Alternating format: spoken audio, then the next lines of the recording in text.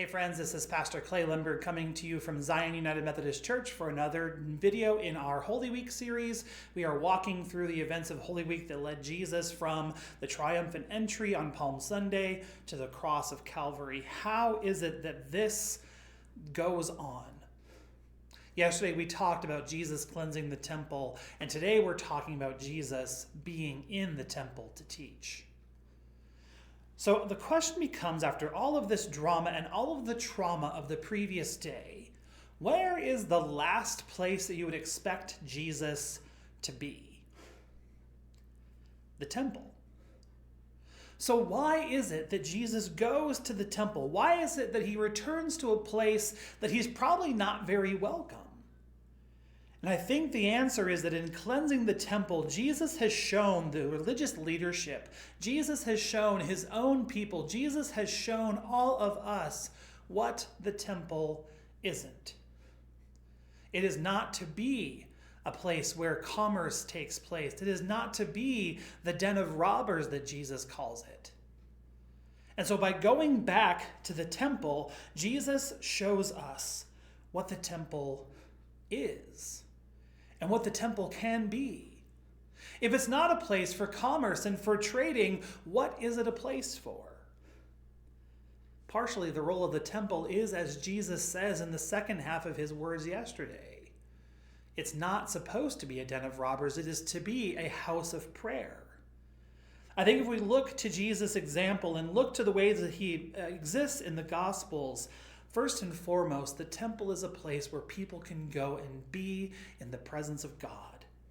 It's a house of prayer, a place where people can go and connect with God and be strengthened, encouraged, and formed in their faith just by being in God's presence. But the second role is what Jesus is up to this entire second day of Holy Week. It's a place of learning. Jesus, a rabbi, can sit down and teach in the temple. And so he does. The temple is a place where you can go and learn about your faith, be formed in your faith, and ask questions to develop your own strength as a follower of God. And some of our favorite teachings of Jesus, some of those greatest hits of Jesus, are found here in these words in this day of teaching on the second day of Holy Week. But they don't sit right with everybody. The scribes come to Jesus, the Pharisees and the chief priests, the ones that Jesus ticked off the day before, all come to Jesus. And they ask him by what authority he is teaching these things. How is it that he is doing this? How dare he teach this way? And Jesus says to them that if you know who I am, you know by whose authority I'm doing this.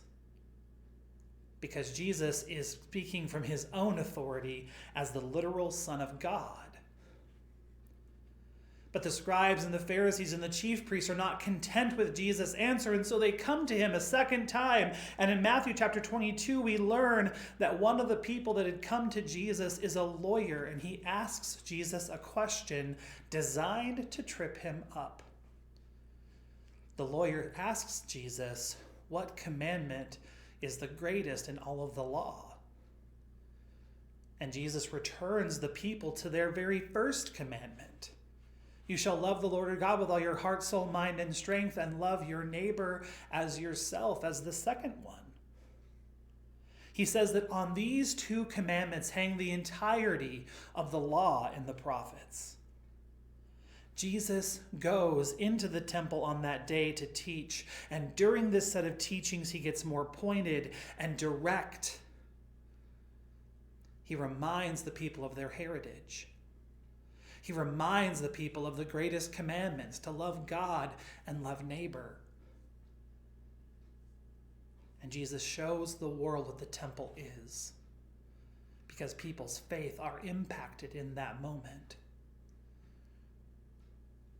The question for us on this second day of Holy Week is this: how are we going to use this week that God has given us, this Holy Week, to grow in our faith? And be shaped in our faith, be shaped by the words of Jesus? How is it that Holy Week allows us to hear the call to follow Jesus in an entirely new way? Jesus is teaching. Are we listening? We'll see you tomorrow.